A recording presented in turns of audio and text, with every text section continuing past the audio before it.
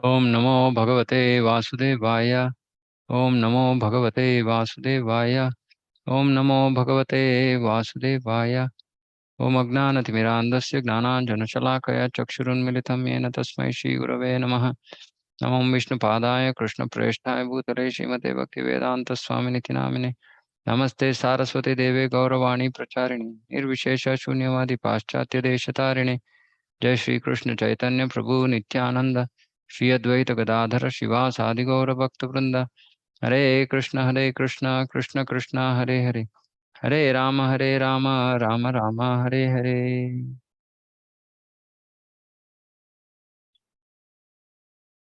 हरे कृष्णा। आज हम अध्याय 2 श्लोक संख्या 14। बहुत ही महत्वपूर्ण श्लोक है आज का। एक्चुअली इस श्लोक को हमें हमारे जीवन में प्रतिक्षण इसको अप्लाई करना है। प्रतिक्षण में इस पे थोड़ा जोर दे रहा हूँ, क्योंकि ये इतना महत्वपूर्ण है कि इस श्लोक को अगर हम हमारे जीवन में अप्लाई नहीं करेंगे तो गोलोक वृंदावन प्राप्त नहीं होगा। इतना महत्वपूर्ण है। हम्म, तो श्लोक 14 बहुत प्रसिद्ध श्लोक है। मात्रा स्पर्शास्तु कौन्तेय शीतोष्ण सुख दुःखदाः आगमापायिनो नित्यस्तां स्थितिक्षस्व भारत। हे कुंती पुत्र, सुख तथा दुख का क्षणिक उदय तथा कालक्रम में उनका अंतर्धान होना सर्दी तथा गर्मी की ऋतुओं के आने जाने के समान है। हे भरतवंशी, वे इंद्रिय बोध से उत्पन्न होते हैं और मनुष्य को चाहिए कि अविचल भाव से उनको सहन करना सीखे। तो इसमें दो तीन बहुत महत्वपूर्ण विषय है यहाँ। पहले तो सुख तथा दुख क्षणिक क्षणिक है। हम्म क्षणिक उदय तथा कालक्रम में उनका अंतर्धान। उसका मतलब है कि सुख और दुख क्षणिक है। ये नहीं कि अगर कोई सुख का अनुभव कर रहा है तो वो अपना पूरा जीवन ऐसे ही चलेगा, या कोई दुख का अनुभव कर रहा है वो पूरा जीवन चलेगा, ऐसा नहीं है। वो क्षणिक है, तात्कालिक है। उसका अपना समय रहता है, कितना समय, कब आना है कब जाना है। ये तो पहली बात है। और इसको किसके साथ तुलना कर रहे हैं? गर्मी और सर्दी तथा गर्मी की ऋतु ऋतु ऋतु आते हैं और जाते हैं। हाँ, तो उसका जो समय है तब गर्मी का मौसम आता है फिर जाता है, फिर सर्दी का आता है जाता है। तो ये उसका जो शेड्यूल है उसके हिसाब से चलता है। तो अगर गर्मी और सर्दी, ये नहीं कि पूरा साल, एटलीस्ट भारत में ऐसे नहीं रहता है कि पूरा साल सिर्फ गर्मी है या पूरा साल सिर्फ सर्दी है, ऐसा नहीं रहता है। उसके लिए इतना टाइम है, उसका हिसाब से वो सर्दी फिर गर्मी ऐसे चलता रहता है। तो सुख और दुख को इस ऋतुओं के साथ तुलना की गई है। तो ये तो पहली बात है। तो क्षणिक है, तात्कालिक है, उसका अपना अपना समय रहता है, वो आता है जाता है। ये पहली बात। दूसरी बात, हाँ, इंद्रिय बोध से उत्पन्न होते हैं।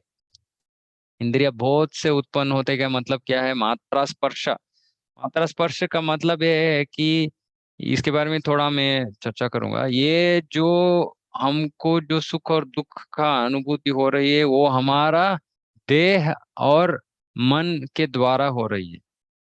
हम्म तो इसके बारे में थोड़ा मैं और विवरण दूंगा। और बहुत महत्वपूर्ण चीज क्या है इसमें? मनुष्य को चाहिए कि अविचल भाव से विचलित नहीं होना है। अविचल भाव से उनको सहन करना सीखे। सीखे। तो कृष्ण यहाँ बोल रहे हैं कि सीखना है इसको। क्या सीखना है? सहन करना सीखना है हमें। किसका सहन? सुख और दुख की सहन। अभी कोई पूछ सकता है कि ठीक है, दुख का सहन तो हम समझ सकते हैं, लेकिन सुख का सहन क्यों?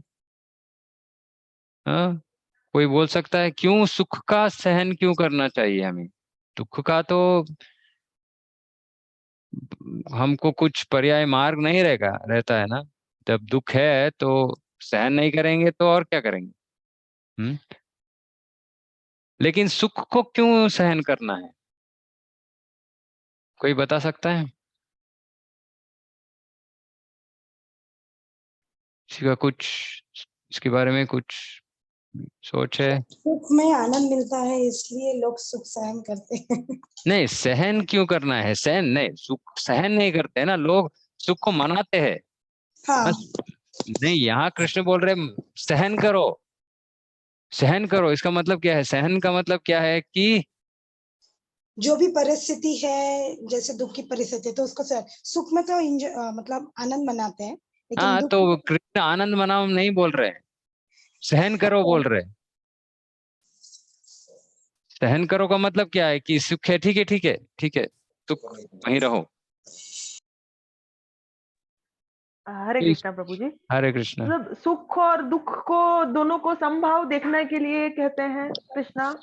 नहीं, क्यों? वही मैं पूछ रहा हूँ, वो तो आप क्योंकि श्लोक में जो है। हमें ये सांसारिक भौतिक जीवन से सुख और दुख को एक ही तरह देखना है, नहीं, मतलब क्यों वो? इनसे नहीं नहीं, ऊपर होना है। मैं मेरा प्रश्न, आप तो विषय बोल रहे कि ऐसे करना है, मेरा प्रश्न है क्यों? क्योंकि प्रभु जैसे मतलब सुख आ जाता है तो लोग सब कुछ भूल जाते हैं सुख में। हम प्रभु को भूलना एक नहीं मिनट एक मिनट, एक एक करके, एक एक करके। हाँ, अर्चिता माता जी बोली। प्रभु जैसे सुख आता है तो लोगों को जोश चढ़ जाता है और वो सबको भूल जाते हैं, और सबको भगवान को भूल भी जाते हैं। अपने हम्म। रिश्तेदारों को भी भूल जाते हैं, भगवान को भूल जाते हैं।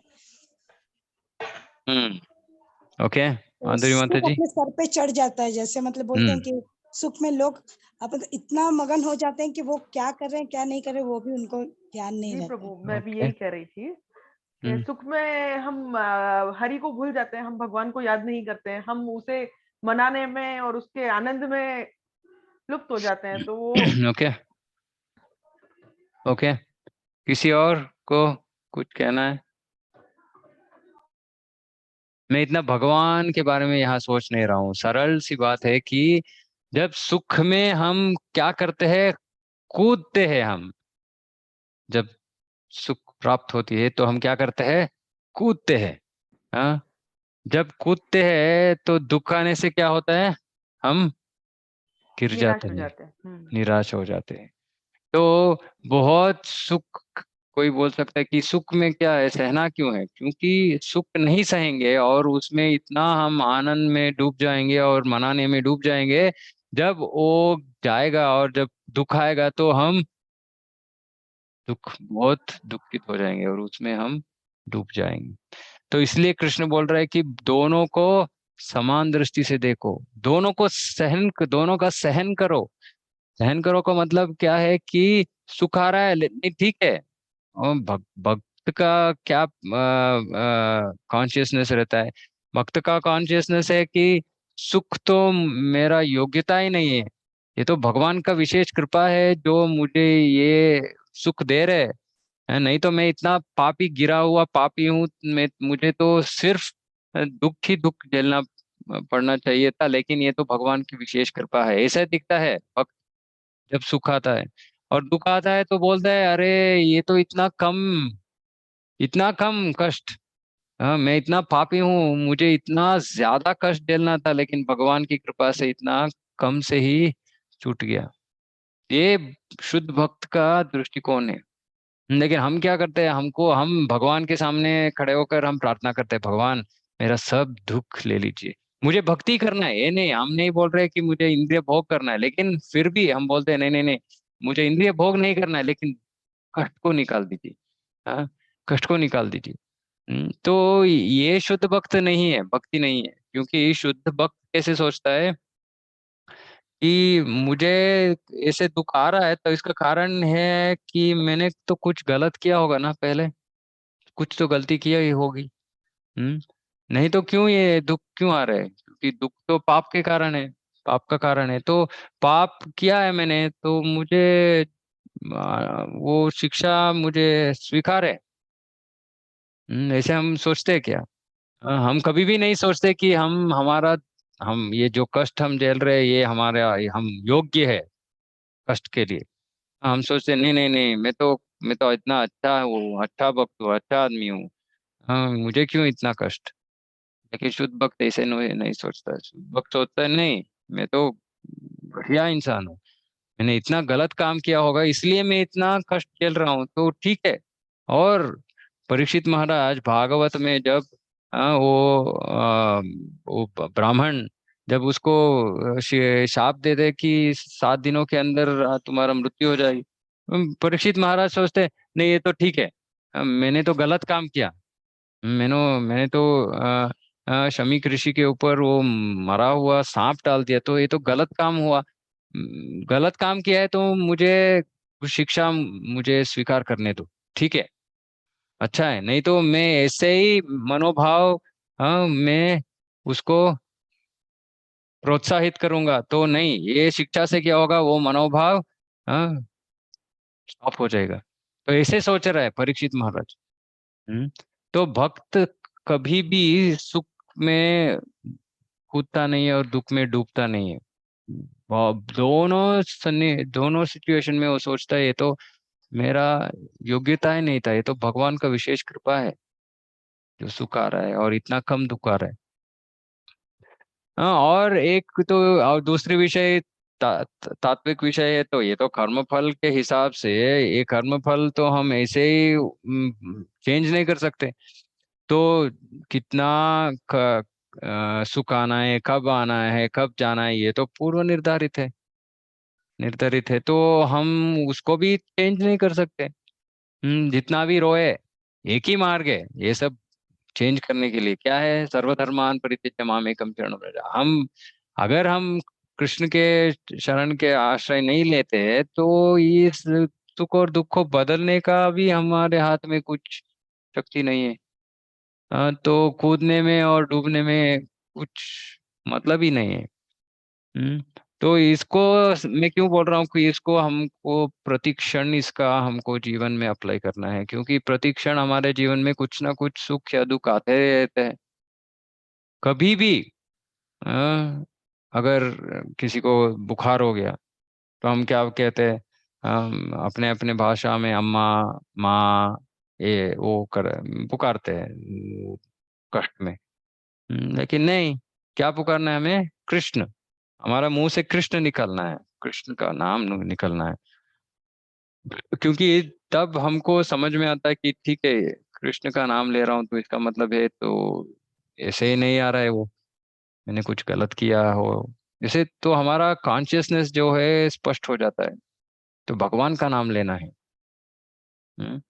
तो ये सुख और दुख तो आते रहते हैं, आते रहेंगे। ये नहीं कि मैं ये गलत फहमी में था कि जब मैं भक्ति करूंगा तो मेरा सब कष्ट दूर हो जाएंगे। हाँ, वो तो ठीक है, सही है वो, ऐसे नहीं कि गलत नहीं है वो, लेकिन वो उसको उसके लिए क्या करना है हमें? हाँ, भक्त दीक्षा काले भक्त करे आत्मसमर्पण। जब हम अपने आप को गुरु के चरण में समर्पित करते हैं दीक्षा के समय पे, तब अ, कृष्ण बोल रहे तब मैं उस जीव को मेरे सम, मेरे समान, ऐसे मैं उसको कंसिडर करूंगा। तो जब हम अपने आप को पूरी तरह से गुरु के शरण में अपने आप को डाल देते हैं, तब हमारा पूरा कर्मफल नाश हो जाता है दीक्षा के समय। इसलिए ये दीक्षा इतना महत्वपूर्ण चीज है। तो हमारा कर्मफल नाश हो जाता है। लेकिन ऐसे आचार्य बोलते हैं कि जब एक फैन चल रही है तो हम जब स्विच को ऑफ करते हैं, ये नहीं कि इस फैन ऐसे ही ठक ऑफ हो जाता है ना, ऐसे थोड़ा थोड़ा समय घूमता है। हाँ। तो हमारा जीवन में भी थोड़ा बहुत ये कष्ट रहते हैं, हमको झेलना पड़ेगा। क्यों? क्योंकि उनके द्वारा भगवान हमको हाँ अपने प्रति और आकर्षित करेंगे, अपने प्रति भक्ति में बढ़ने के लिए, और हमें अपॉर्चुनिटी देते हैं। तो लेकिन शुद्ध भक्त, जो शुद्ध भक्त है, उनका जीवन में कर्मफल होता ही नहीं है, और उनका जीवन में सुख और दुख ये दोनों भौतिक नहीं रहते हैं, ये आध्यात्मिक रहते हैं, और भगवान का विशेष कृपा रहती है उनके ऊपर। तो हमको हमारे ये साधना अवस्था में हमको समझना चाहिए कि सुख और दुख तो आएंगे जाएंगे, मेरा काम क्या है? तीव्रेण भक्ति योगेन, मुझे तो तीव्र भक्ति करना है बस। क्योंकि तीव्र भक्ति से ही मैं भगवान को शरणागत हो सकता हूँ। फिर उससे मेरा जो सुख दुख है वो तो काल क्या बोलो, काल क्रम में वो तो चला जाएगा। हम्म। तो ये तो पहली बात थी। इस श्लोक में दो दो बातें मैंने बताया। ये तो पहली बात है कि ये सुख का दुख, सुख और दुख को हमको कैसे देखना है, किस दृष्टिकोण से देखना है। दूसरी बात, अभी जो इस शरीर, हम क्या है? हम आत्मा है, हम शरीर नहीं है। और ये जो सुख और दुख जो आ रहे हैं, किसके लिए आ रहे हैं? और या दूसरी तरह से प्रश्न पूछना है तो, आत्मा ये सुख और दुख का अनुभूति क्यों कर रहा है? ये तो आत्मा का नहीं है ना। अगर किसी को बुखार हो गया तो बुखार तो देह के लिए है, लेकिन आत्मा क्यों इस दुख को झेल रहा है? क्यों उस दुख का अनुभूति हो रहा है आत्मा को? मेरा मेरा प्रश्न आपको समझ में आ रहा है ना, कि ये जो हम जो भी कष्ट और सुख के बारे में बात कर रहे हैं, ये पूरा भौतिक है। हाँ। तो हमारा स्थूल शरीर है और सूक्ष्म शरीर है। तो स्थूल शरीर, इस शरीर को शास्त्र में बोलते हैं व्याधि मंदिर। व्याधि मंदिर, व्याधि मंदिर का मतलब क्या है? व्याधि रोगों का मंदिर है शरीर। तो स्थूल शरीर के द्वारा हम कष्ट का अनुभव कर सकते हैं, और सूक्ष्म शरीर मन द्वारा जिनका देह में इतना प्रॉब्लम नहीं है, उनको मन के द्वारा प्रॉब्लम होता है। तो इस देह, स्थूल शरीर और मन के द्वारा हम ये सब सुख और दुख का अनुभूति करते हैं। अगर किसी को हम क्या चिमटा ऐसे करेंगे तो क्योंकि यहाँ स्पर्श, मात्रा स्पर्श, ये इंद्रियों का स्पर्श, ये स्थूल शरीर का स्पर्श है, इसके वजह से हमको दुख का अनुभूति हो रही है। लेकिन इसमें दो विषय है। एक तो ये शरीर की स्तर पे हो रहा है, और हम आत्मा है। फिर हम क्यों इस दुख में भाग ले? हम्म। ये तो आत्मा को नहीं हो रहा है। आत्मा इस दुख, एक्चुअली ये जो मैं अभी ऐसे पिंच कर रहा हूं, तो ये आत्मा के लिए नहीं है, ये तो शरीर के लिए हो रहा है। शरीर को मैं ऐसे शिक्षा दे रहा हूँ, तो आत्मा क्यों दुखित हो रहा है? हम क्यों इस दुख में डूब रहे हैं? ये सबसे महत्वपूर्ण चीज है। अगर हमको ये समझ में आ गया, फिर हमारा जीवन में दुख और दुख ही नहीं रहेंगे। एक बार मेरा गुरु महाराज परम पूज्य भक्ति विकास महाराज वो बोल रहे थे कि एक बार उनका जो इनग्रोन टेल नेल बोलते हैं, जो क्या है, नख, वो अंदर चर्म के अंदर ऐसे घुस जाता है, उसको निकालना पड़ेगा, निकालना पड़ता है ना। तो वो किसी गवर्नमेंट अस्पताल जाते हैं दिल्ली में। और उस अस्पताल में उन वहाँ लोकल एनेस्थेसिया नहीं था।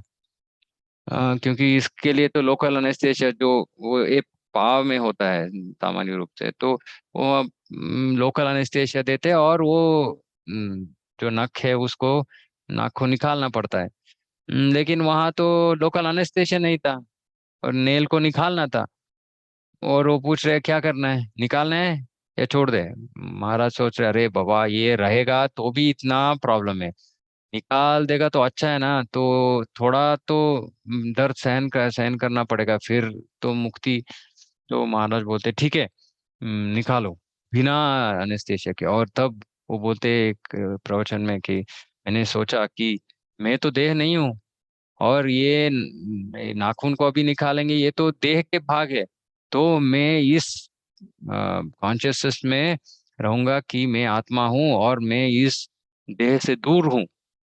प्रेक्षक हूं मैं, सिर्फ देख रहा हूं मैं इस देह को। अभी देह के इस देह से एक नाखून निकालेंगे। तो इस मनोभाव से, मनोभाव में उन्होंने वहां बैठे, और वो डॉक्टर ने वो नाखून को निकाले, और वो बोल रहे थे कि इस मैंने क्योंकि ऐसे सोचा, वो दर्द बहुत कम हो गया था मुझे। दर्द तो था, लेकिन इतना ज्यादा नहीं था जितना कि मैं पहले सोच रहा था कि ऐसे बहुत दर्द होगा। नहीं हुआ, क्योंकि मैं प्रज्ञापूर्वक मैंने सोच लिया कि ये तो देह के लिए हो रहा है, मैं देह से अलग हूँ। एक्चुअली आत्मा देह का प्रेक्षक है, क्या ऑडियंस देख रहा है, वो सिर्फ बाहर से देखने वाला है। लेकिन हम कैसे जीवन जी रहे हैं कि हमने सोच लिया कि ये देह ही मैं हूं, या ये देह मेरे लिए इतना इतना इंपॉर्टेंट है कि मैं ही देह हूं। ऐसे कॉन्शियसनेस में हम जीवन जी रहे हैं, ऐसे कि देह तो वाहन है, लेकिन हम ऐसे जी रहे हैं कि ये वाहन ही मैं हूँ। वाहन को कुछ स्क्रैच हो गया, कुछ पंचर हो गया, कुछ एक्सीडेंट हो गया, ऐसे नहीं कि हम काम छोड़ देते हैं, सब छोड़ के सिर के ऊपर हाथ रख के बैठ जाते हैं। तो हम ऐसे कर रहे हैं कि हमारा जो देह है ये तो वाहन है, लेकिन इसके ऊपर इतना लगाव है कि हम सोच रहे हैं, नहीं मैं ही ये देह हूँ। तो इसकी वजह से हमारा जीवन में जो कष्ट आ रहे हैं, जो सुख आ रहे हैं, वो बहुत मैग्नीफाई ज्यादा होके आ रहा है, हमको दिख रहा है बहुत ज्यादा है। और सब बोलते हैं नहीं नहीं, मेरा दर्द ही सबसे ज्यादा है। आपको तो पता नहीं, आपका जीवन इतना अच्छा है, मेरा प्रॉब्लम देखिए। किसी को ऐसा प्रॉब्लम नहीं है। ऐसे हम ऐसे लोग सोचते हैं ना। सबको अपने अपने दुख और कष्ट ही सबसे ज्यादा है, सबसे बड़ा है। तो इसीलिए कभी भी हमको दूसरे व्यक्ति के तरफ हाथ दिखा के नहीं बोलना है कि आपका तो इतना छोटा प्रॉब्लम है। नहीं, उनके लिए वही बड़ा प्रॉब्लम है। और हमारा जीवन में जो कष्ट है वो हमारे लिए बड़े बड़ा प्रॉब्लम है। हम्म लेकिन ये छोटा या बड़ा प्रॉब्लम, ये सब जो हो रहा है, ये तो स्थूल शरीर और सूक्ष्म शरीर, मन को ही हो रहा है, आत्मा को नहीं हो रहा है। आत्मा को इस भौतिक सुख और दुख से कुछ भी लेना देना नहीं है। लेकिन हमारा हम अज्ञान में हम सोच रहे कि ये देह में हूं, इसलिए देह को जो भी सुख और दुख हो रहा है वो मेरे है, लेकिन वो मेरे नहीं है। तो इसलिए कृष्ण यहाँ बोल रहे हैं कि सहना सीखो, सहन करना सीखो। क्योंकि ये तो तुम्हारे लिए तुम्हारा कष्ट ही नहीं है ये, तुम्हारे कष्ट ही नहीं है ये तो तुम्हारा वाहन के लिए जो कष्ट और सुख हो रहे वाहन के लिए है। तो थोड़ा आराम से बैठो, सोचो। हाँ, ये आत्मा का सुख और दुख नहीं है, क्योंकि आत्मा तो सच्चिद आनंद है। क्योंकि इस अज्ञान में हम डूबे हैं कि ये मैं देह और मन तो मेरे है, मैं ही हूँ। इतना उसके ऊपर लगाव है कि हम इतना दर्द महसूस कर रहे हैं। तो कृष्णा बोल रहे हैं सहन करो। हम्म हमारे हम इस जनरेशन का तो प्रॉब्लम बहुत ज्यादा है। क्या है, किसी को सर में दर्द हो गया, कितना टाइम सहते हैं हम? कितना टाइम सहन करते हैं? इमीडिएटली क्रोसिन है, निकालो डालो, आप चला गया। सहन करने का जो यहाँ क्या कृष्ण बोल रहे हैं, अविचल भाव से उनका सहन करना सीखो। हम तो ये भूल रहे हैं सहन करना। हाँ, लोगों को ट्रैफिक सिग्नल में खड़े रहते हैं, और एक सेकंड हुआ, अभी रेड से ग्रीन हुआ, पैम पैम पैम पैम, वेट नहीं कर सकते, सहन नहीं कर सकते। किसी लाइन में बैठे, आज मैं कहीं बैंक गया था, बैठा था, माता जी अपना टाइम आराम से कर रही है काम। पहले थोड़ा मैं विचलित हो गया, ये क्या भगवान का समय है, व्यर्थ कर रहा हूं मैं यहाँ। फिर मुझे ये श्लोक याद आ गया, अरे ठीक है, सहन करना है। तो मैंने थोड़ा प्रयास किया और बोला, थोड़ा मैडम थोड़ा जल्दी ये कर सकते हैं क्या, लेकिन विचलित नहीं हुआ। यही भगवत गीता का प्रैक्टिकल एप्लीकेशन है। नहीं तो मुझे पता है कि पहले कृष्ण भावनामृत में आने से पहले ये तो उनके ऊपर चिल्लाया होगा मैंने कुछ भी। हम्म, लेकिन अभी समझ में आ रहा है, ठीक है, कृष्ण बोल रहे हैं सहन करो, सहन करो। हम्म तो जीवन में हम क्या करते हैं, हमको हर जीवन का हर समस्या का समाधान इमीडिएटली चाहिए हमें। Fast fast fast fast food, everything fast fast fast. जीवन में ऐसे नहीं होता है, और ऐसा होता है तो सहन शक्ति तो जीरो हो जाती है। और सहन शक्ति, ये कितने प्रॉब्लम्स हम ऐसे ठक ठक सॉल्व कर सकते हैं, सबको तो सॉल्व नहीं कर सकते ना। तो कृष्ण बोल रहे हैं सहन करना सीखो। तो हमारे जीवन में भगवान हमको विशेष कृपा दिए होंगे कि हमको बहुत मुश्किल पति, बहुत मुश्किल पत्नी, या बहुत मुश्किल सास, या बहुत मुश्किल बहू, ऐसे रिलेशंस होंगे हमारे जीवन में। तो इन रिलेशंस को हमें ऐसे देखना है कि ये तो मेरे लिए प्रैक्टिकल प्रैक्टिकल अपॉर्चुनिटी है, मुझे सहन शक्ति को इंक्रीज करने के लिए, अदा करने के लिए। हम्म तो ये बहुत बहुत महत्वपूर्ण है, ये सहन नहीं तो चैतन्य महाप्रभु क्या बोलते हैं, हाँ, अमानिन मान देना, अमानिन मान देना कीर्तनीय सदा हरि। तो हमको ऐसे ये मनोभाव को हमको डेवलप करना है। हम्म, कि कुछ भी हो, दूसरे को हम गौ आदर देंगे, दूसरे लोग हमें गौरव देंगे, आदर नहीं देंगे, नहीं देंगे। तृण से ज्यादा मैं पतित हूँ, इस मनोभाव में, वो कृपणता, वो ह्यूमिलिटी, नम्रता, उस तरह हमें जीवन जीना है। और नम्रता हमको सीखना है तो पहले चीज है सहन करना सीखना है, नहीं तो नम्रता नहीं आएगी। क्योंकि जब हम सहन ही नहीं करेंगे तो चिल्लाएंगे, मैं कौन हूँ, मैं ऐसे मनोभाव में रहेंगे तो सहन शक्ति, सहन करना नहीं सीखेंगे, तो नम्रता तो हमारे जीवन में दिखेगा नहीं। और अगर नम्रता नहीं है तो कीर्तनीय सदाहरि ही नहीं होगा। तो ये सबसे महत्वपूर्ण चीज है, सबसे महत्वपूर्ण चीज। तो इसके बारे में सोचने का विषय नहीं है, ये प्रैक्टिकली अप्लाई करने का विषय है। हर एक क्षण इसको अप्लाई करने के लिए हमारा जीवन में अवसर मिलता रहता है। तो कृपा करके सब इसके बारे में सोचे। और इसका परिणाम क्या है, अगर कोई ऐसे जी सकता है तो अगले श्लोक में कृष्ण बोल रहे हैं, यम ही न व्यथयन्त्येते पुरुषम पुरुषर्षभा समदुःख सुखम धीरम सोमृतत्वाय कल्पते। वो मोक्ष का प्राप्ति करेगा, मोक्ष मिल जाएगा उसको। अगर कोई ऐसे जीवन में सिर्फ सहन करना सीखे, हाँ, फिर हम मोक्ष के योग्य बन जाएंगे। इतना पावरफुल है ये सहन करना, इतना पावरफुल। और कुछ नहीं बोल रहे यहाँ, भगवान की भक्ति कुछ नहीं बोल रहे, बोल रहे कि तुमको अगर ये सुख और दुख का सहन करना तुम सीख लिया तो मुक्ति, मोक्ष, इस भौतिक संसार से तो हम बाहर निकलेंगे। इतना पावरफुल है, इतना प्रबल है। हम्म तो हम भक्ति में भक्ति का साधना कर रहे हैं, लेकिन अगर हम में ये सहन शक्ति नहीं है तो हम कुछ नहीं कर सकते। क्योंकि ये सहन शक्ति तो भक्ति के आरंभिक स्तर है। हम्म, ठीक है, तो इसके साथ हमारा ये डिस्कशन यहीं खत्म करूंगा। किसी को कुछ प्रश्न है तो कृपया पूछ सकते हैं। भगवत गीता की जय, जगत गुरु श्री प्रभुपाद की जय।